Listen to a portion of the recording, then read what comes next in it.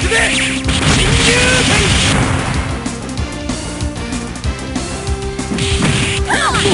go! Hyper Aloha!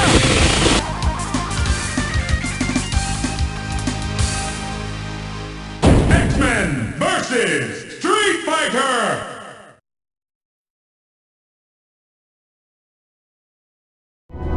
There is no room for the worst, Joe. No room at all. I got something for you. You like this? Oh, I like, yes. You like this, Jay. I've got 3 questions for you, Steve. Okay. Question 1. What do you breathe? Oxygen? Nah. Well, air. 21%. Well, let's not over fucking think this. Air. Yeah. Air. Okay. What do you have in your head? Brain. on the top of your head, you have brain. Sorry, you said in your head. Hair. And where would a supervillain have meetings and plot and scheme? A lair. Right, say those 3 words all together quickly. Air, hair, lair. Air, hair, lair.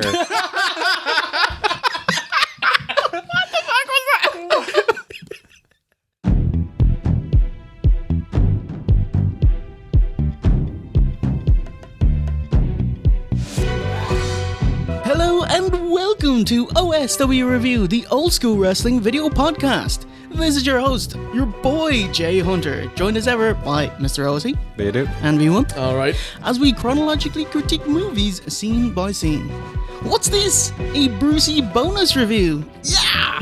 This video is entirely funded by the lovely bras and bras at Nogger University. Thanks to you guys, we can now get something out roughly once a month. Rock and roll. If you want to help us get more episodes out faster and watch some sweet exclusive videos, head to noggeru.oswreview.com. So, how did this come about? Well, we reviewed Samurai Cop, and then The Room, and there being a sequel being Samurai Cop versus The Room. How could we not? So let's start the show.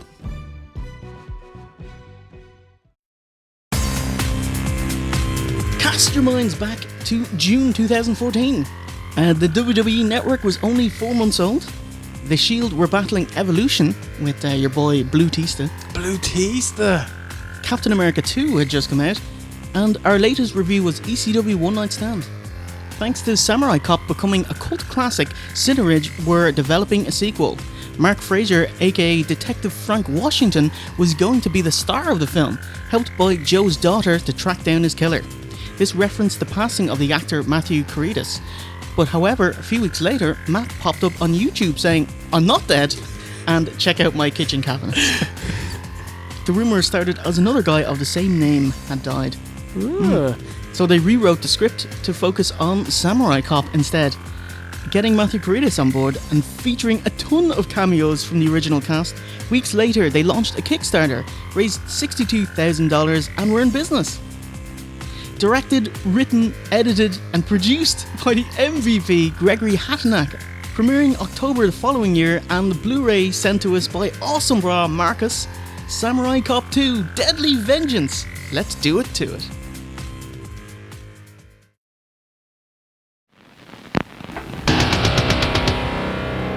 Act 1. Kick off. It's 1991. No, it isn't. Haggard 2016 Joe plays 25 years younger Joe to pick up where we left off. Samurai Cop Joe Marshall is given 5 weeks R&R for a job well done after the first film. As himself and girlfriend Jennifer make plans, she is gunned down point blank by a teenager. I was thinking, like, if her big fake tits were bigger, she would have survived the gun attack. It was fucking hilarious. It was like, no.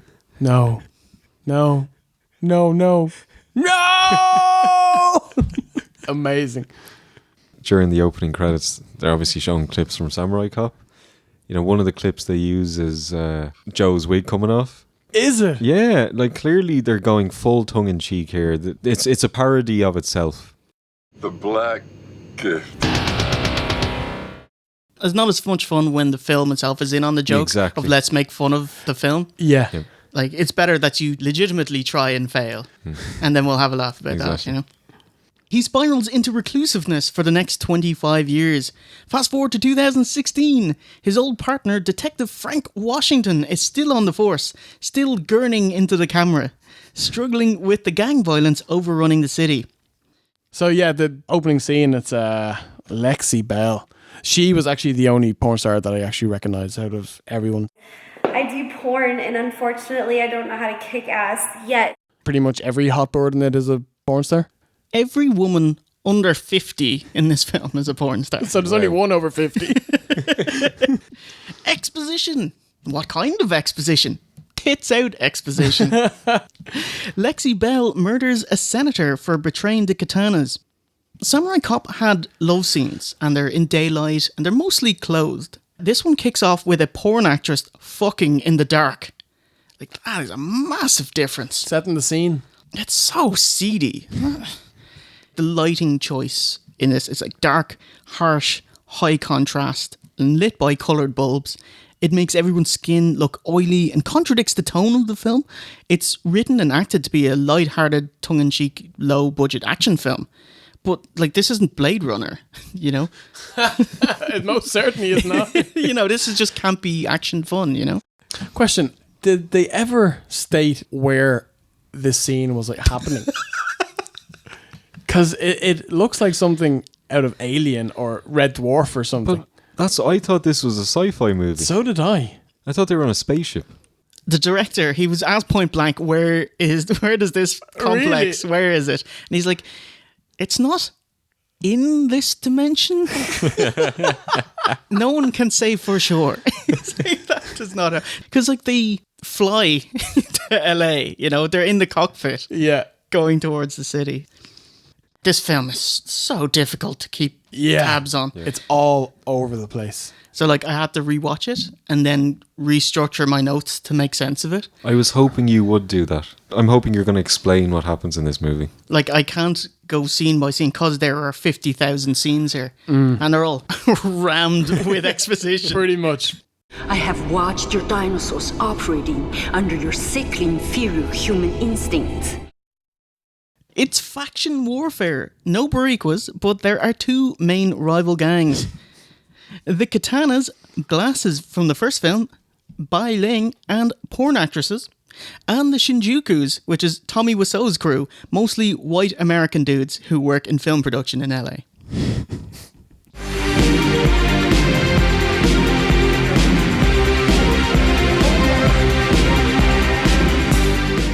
Bai Ling continues the kill streak and takes out more Shinjukus with her horrific acting. Oh.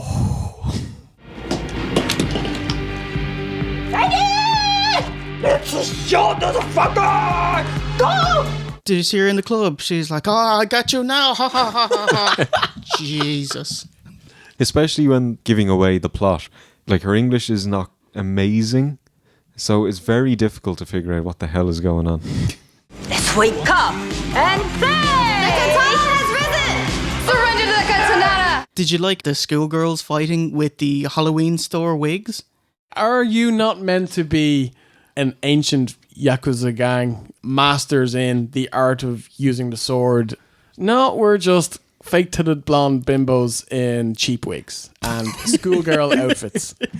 But they got the floating ball as well. What was that? Yeah. Ooh, the phantasm ball. The fucking Luke blocking the lasers in episode 4. I don't know what it does. What's it supposed to do? It's supposed to be like a guillotine that has razors, but they just didn't have the money to animate it.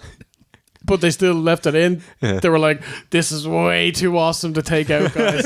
Look at this. Ball on a string. Fucking hell. Oh, the master of the Shinjukus is dead. The Katanas leave gold medallions at the crime scene and decide to celebrate with a lesbian threesome because that's what porn actresses do. There's no lovemaking here. It's all fucking, you know, it's all meat grinder stuff. Where's the room and where's the R&B music? Yeah, you know? yeah. I will.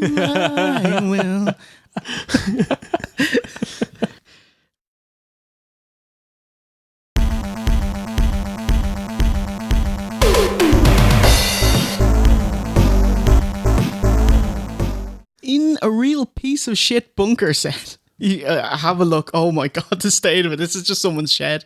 Frank tracks these medallions to Yatsuhiro Morikawa, a pseudonym for our boy Joe Marshall. The reunion is cut short by a surprise ninja attack. Afterwards, Joe agrees to help Frank end the gang wars if he'll help uncover Jennifer's murder. Why didn't he help 25 years ago? He wouldn't pick up Internal Affairs file off a desk, as he does things by the book. The Black Book. The lads fly back to LA. The steward is the Costa Rican waiter from the first film.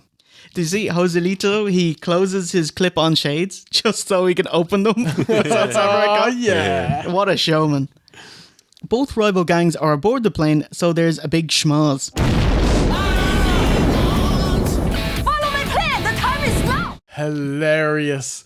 Like this little farty pyro going off in the background. Then a massive fucking shootout and a massive battle. And then you just go to like B-roll of a plane.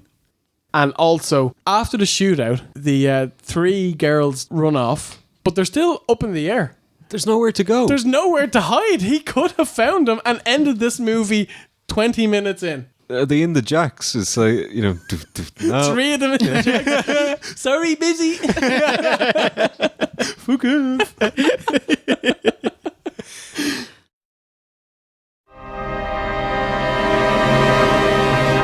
We knew this day would come. He has returned. We are Shinjuku. You are the power of universe. Father, I hope you will not be disappointed. Finally, it's Tommy Wiseau! Knocking it out of the park. He executes a guy who's already killing himself. And Tommy's like, ah! And shows us why he's the whole fucking show. He smashes up the calf, the Room style. Way better than The Room. Like, he actually looks angry in the room. He's just like wandering around the room going, ugh. When this, he's actually fucking shit around. So I'm like, you are acting better, Tommy. Good man. From a baseline of what? Flatline. He's mourning the Master's death as the Master herself sits in a She's chair right there beside him. Yeah. Couple of things. Why a female Master? George Lazenby had to pull out due to ill health, so she just stepped in. Bond, yeah. Wow. The director explains it as a reference to the French thriller The Outside Man, where a corpse is embalmed in a seated position. Yeah, this is like the most self-referential movie ever. Every scene has like a cheeky little reference. For the Smashy, director Hatanaka said it was Tommy's forte. Here's what you can break. Here's what you can't break. Oh, Have at it. Awesome. Why would you leave anything in the set that he could break? Just fill it full of cheap shit and go, knock yourself out, buddy. Just don't touch the cameras.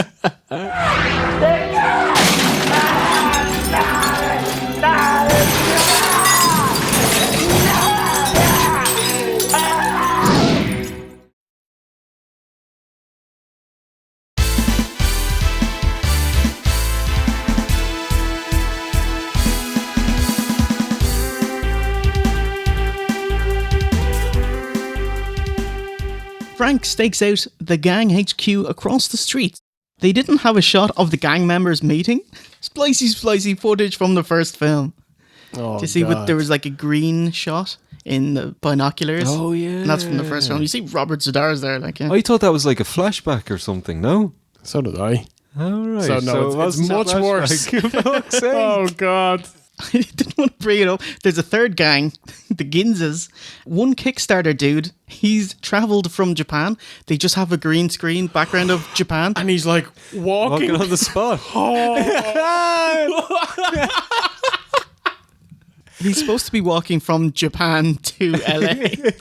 Oh, there's another Kickstarter patron inside with the Ginzas. He's the guy that offers, hey, do you want a kale? Oh, a kale chip? Yeah. Bai Ling, when she's chatting to Joe, she has a new outfit on, and her earrings, she cut it from one of those party bags, like the Favors. She's wearing cardboard earrings. It's a little bent at the side. She also has like horrific hair. It's like someone got out the elbow. The Ginzas have a Benny Hill fast forward fight.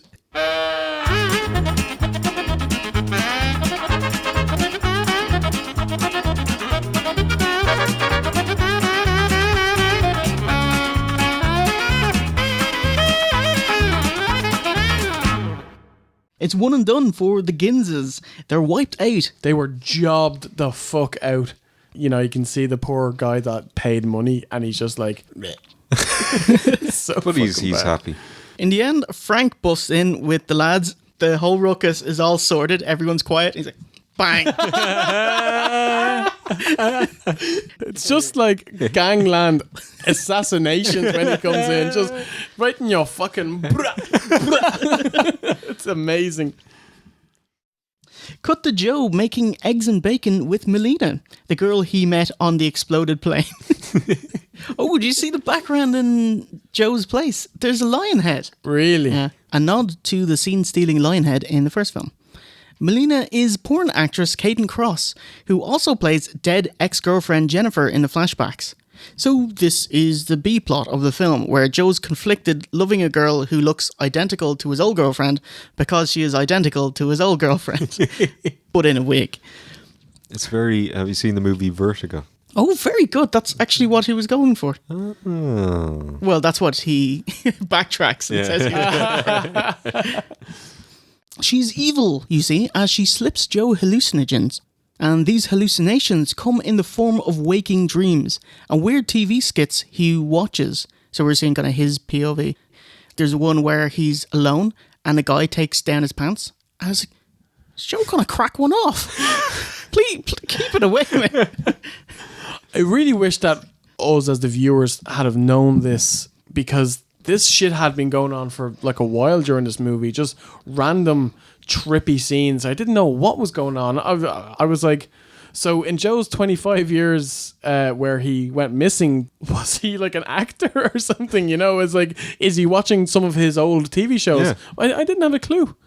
And then also finding out that she was giving him drugs, it makes his like crazy facials make sense, because there were scenes where he'd just get these fucking mong eyes and he'd just be like... They do an amazing bit where the director just says, we need some B-roll of you laughing. And he's like, I will act the shit out of this laughing. The lads from 80s Picture House, they actually filmed one of the skits. There's like a barmaid and she's like, Tina, the lucky beaver. Yeah, that was good, actually. That was my favourite bit of the movie. Hello, Tina, the happy beaver. Hey, Tom, hear that? There you go. That's a sitcom I'd be willing to watch. I've got Tom on the phone here. He's on about horses' names. Big tits. Oh, I say.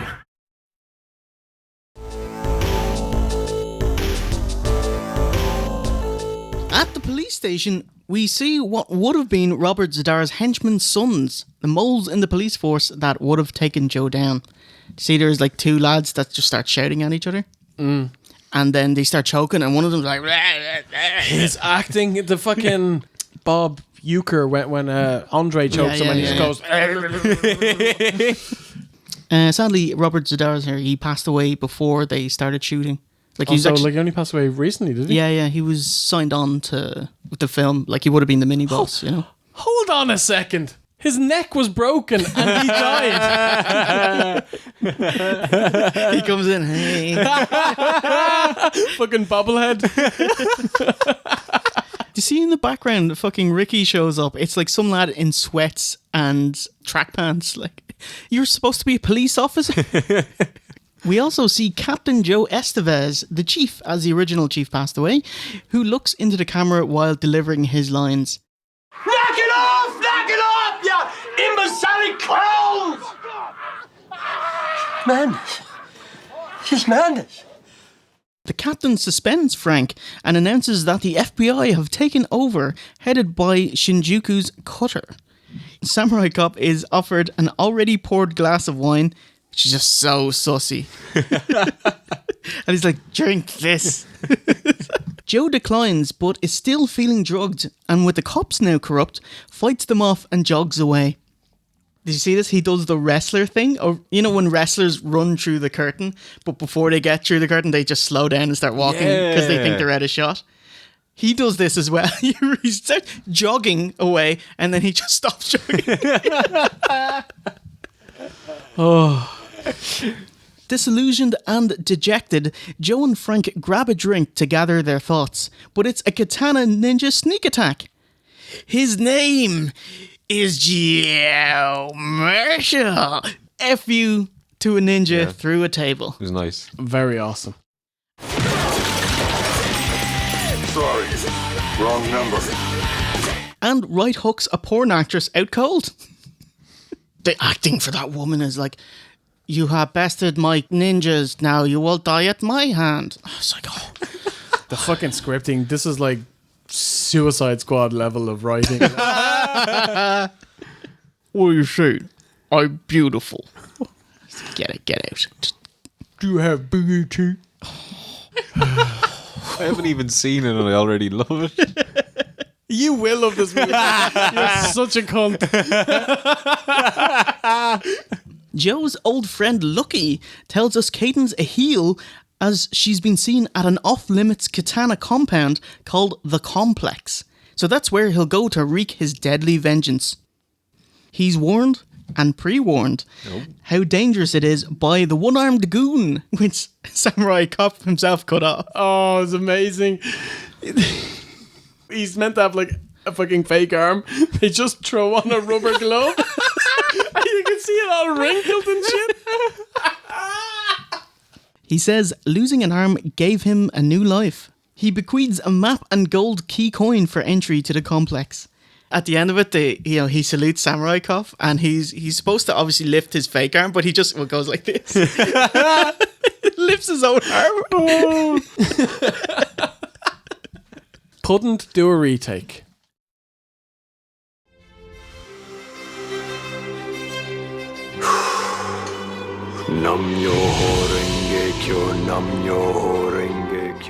Training montage between the top two samurai, Joe Marshall and Tommy Wiseau. Joe sees a vision of Baldy, aka Okamura, who was killed off in the first film, and Tommy's personal trainer dances for him. They got Tommy swinging a sword in training. I hope it wasn't a real sword. Like, would you trust Tommy Wiseau with a real sword? Oh. I think it actually would be a real sword because they would have got it off Okamura, because he actually has all of this stuff. And that's why the fight scenes in Samurai Cop 1 is that they're real swords, so they have to go slow or they'll cut each other. Yeah, you know? and then just speed it up.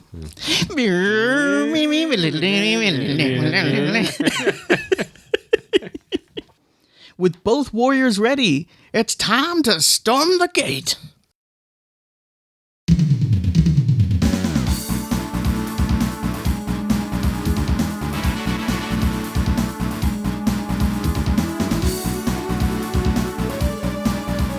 Act 3, music montage. There are 7 stages of hell, 7 fight scenes.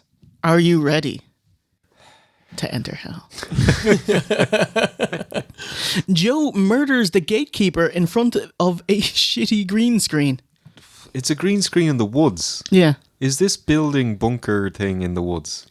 It is not anywhere near the woods.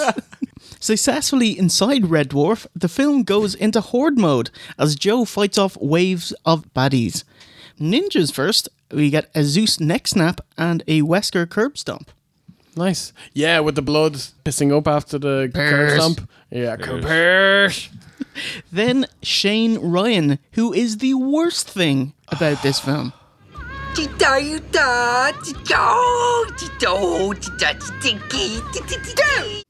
The saga, the room, the Samurai Cop saga. Can you think of anything you hated more? No, this was instant mega heat. I can't think of many things I've hated more in my 32 years of life, Steve. I fucking wanted this guy to die.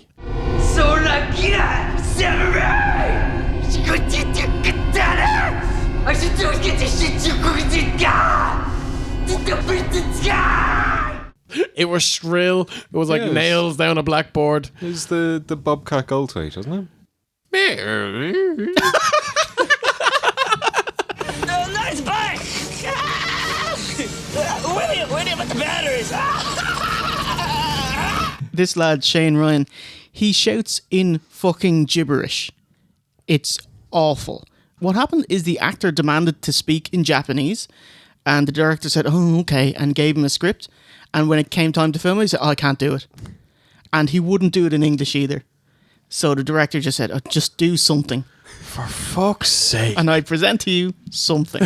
So it's not a language. No, he just goes, Jack Tunney.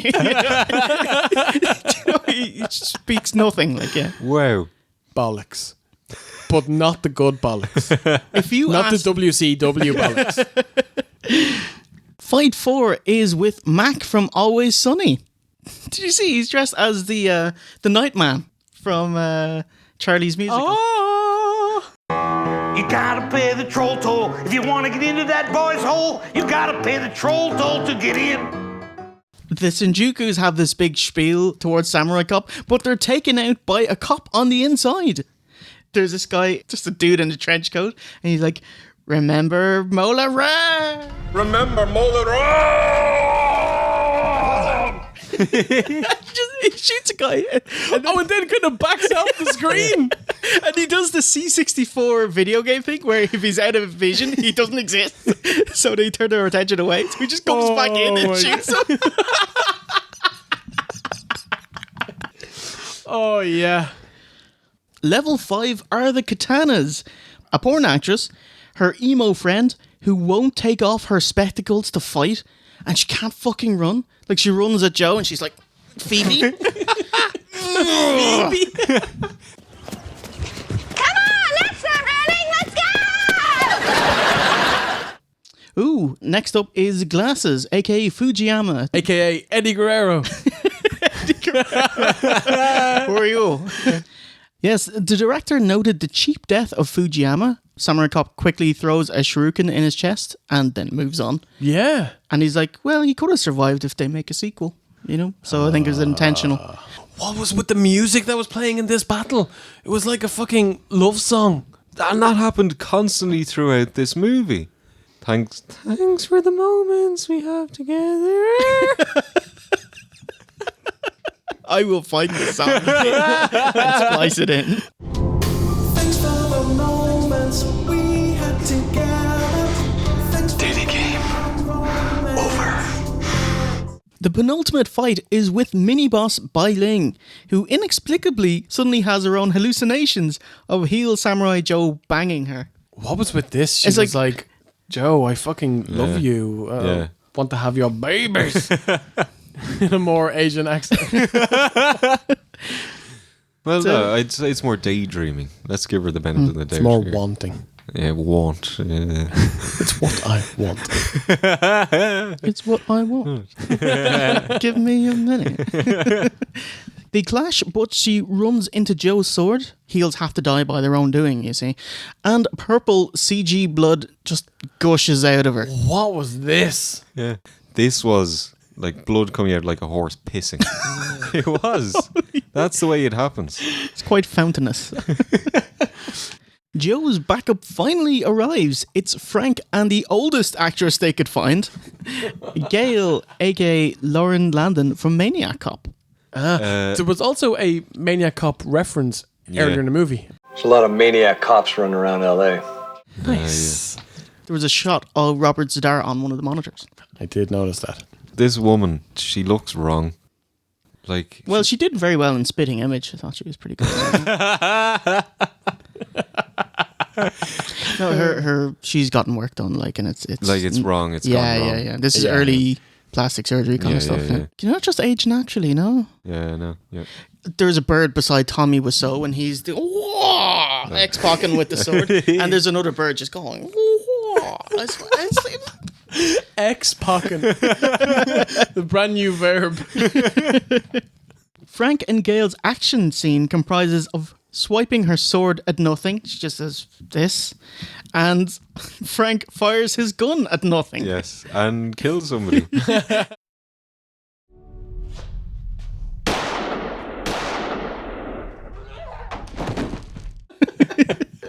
It's amazing. You can see Frank, he turns his head, he's wearing earplugs. Really? Yeah. Fucking hell. That's 6 fights down, with 2 samurais and 1 fight left. 1 villain, 1 hero, which means it's time for our murder herd.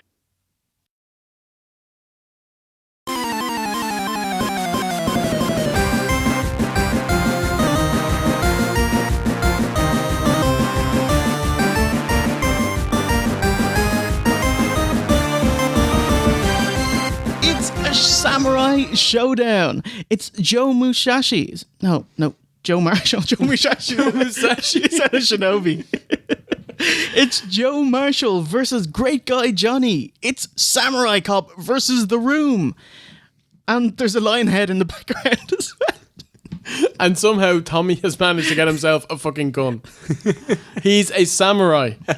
Tommy shows everyone how it's done as he shouts his monologue, stressing all the wrong words in a sentence, as only Wiseau can do. This is my destiny, Joe! This is my birthright! The director did not rehearse with Tommy Wiseau. He just shouted lines out at him on set for him to repeat, which is why there's constant cuts to Joe. He said Tommy just misheard and flubbed his lines, but they just left it in. Yes! Was one of the lines, I will piss on your eyes, I will throw a cunt on you. I'm telling, that's what it sounded like. There is no room, Joe. This is my birthright. Steve, can you read out that line actually? Ever since I burned, I earned, not burned, but born, Joe. Ever since I burn, I earn it, not burn, but born, Joe! Fucking hell. This guy is the best. He needs to be in every movie. Yeah. Schindler's List. Tommy was so in the corner. Like, they slowly poke and clash swords, and Tommy Wiseau just acts more in this scene than everyone's acting put together. It's a 10. Tommy is fatally stabbed in the chest, bleeding out literal red CG fireworks. Tommy admits as a teenager his initiation into the Shinjuku was murdering someone, a beautiful girl, Jennifer. So her death is avenged. Wait, hang on. Tommy was a teenager in 1991. He's aged poorly. But what about the B plot? What about Caden Cross? She reveals, well, her tits, and herself to be Tommy's sister, and manipulated Joe into killing the katanas and bringing peace to the Shinjukus. so she was from the Shinjuku then. Mm-hmm. She literally shoves off Joe, like she pushes him away. He just kind of says, okay, and leaves. Yeah. To end this powerhouse scene, she starts wearing the face off Brother Wiseau. What's that all about? That's creepy as fuck. You gotta finish on a high note. Yeah, no. Tommy's like, I'm wearing the face off someone. It's gotta be Samurai Cop for you. We get a hero shot of a confused Joe, and we're out. What a fucking ending, like. It's all wrapped up in a neat bow. Yeah. Ooh, and then we get credits roll showing all the actors and actresses in the film, which I think is nice. But then, yeah, after credits scene, jumping on the fucking Marvel bandwagon. Oh, yeah. That is the kindest. This is the samurai extended universe that they're building. Like, oh, yeah. They show kind of just what happens after they leave the complex, and the Costa Rican waiter and his boom mic show up. It's just a massive boom mic. Oh, come on, man. After credits, we get one take heron face shot of Lexi Bell laughing and swearing revenge on Joe as the Samurai Cop sting bombards us until it's cut. That was awesome. Because they only have the one sting. It's like, and they just go. It's not over, Joe Marshall!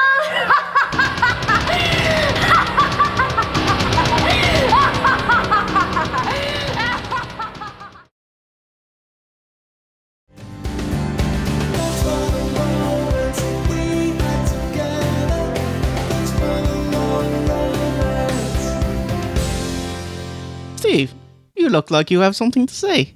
Do you? Yes, I certainly do. I always talk about Date Movie being the worst movie I've ever seen. You do? Yes. You do? And like I would say... Consistent if nothing else. Yes. This is now the worst movie I've ever seen. Wow. Yep. Congratulations. I'm reviewing the worst movie I've ever seen. It's replaced Date Movie. It's in on the joke. That makes it worse. It's a complete mess. I kind of understand maybe now what's going on, but still I shouldn't need to have my friends watching it multiple times and explaining it to me. It's not Donnie Darko, like, do you know what I mean? I should get this movie immediately. Obviously acting was terrible, writing was terrible, editing was terrible, cinematography was terrible, Steve, and it's a new low. I can put that on the Blu-ray cover. I'm kind of in the same boat as you, Steve. There's no doubting that Samurai Cop is a stanky movie. Bad acting, writing, sped up action scenes. But Samurai Cop 2 outdoes it in every facet. This movie is not so bad that it's good. Took me nearly 3.5 hours to make it through this movie. I had to pause it every 20 minutes and go for like a walk.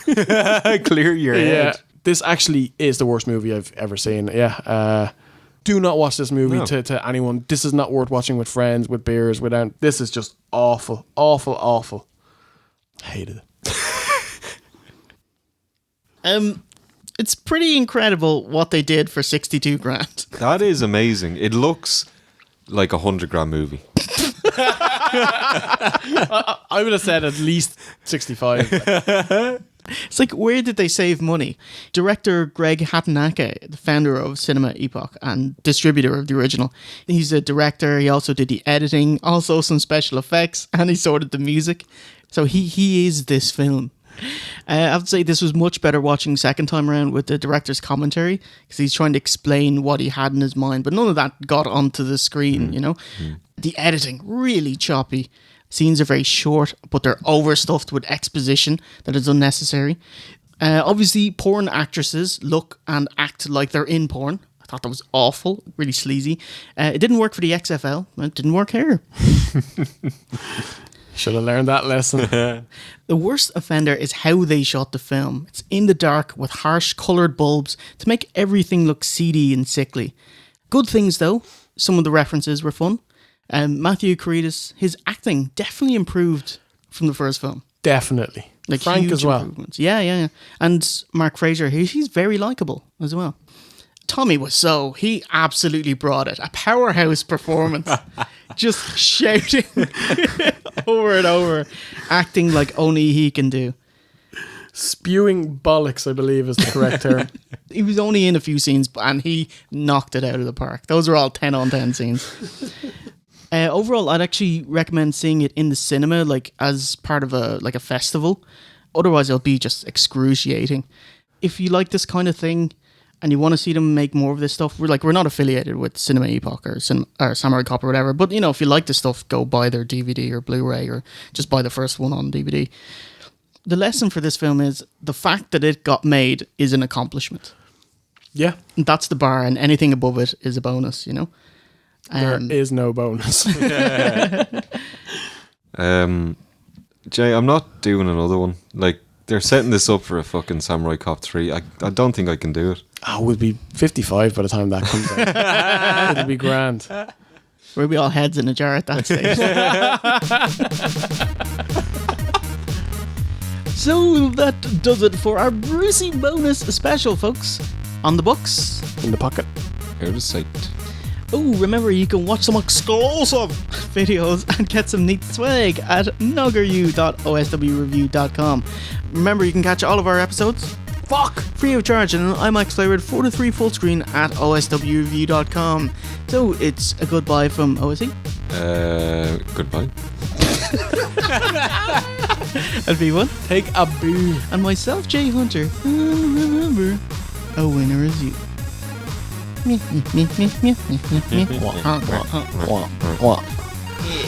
Excellent work, lads. Excellent work. What a movie.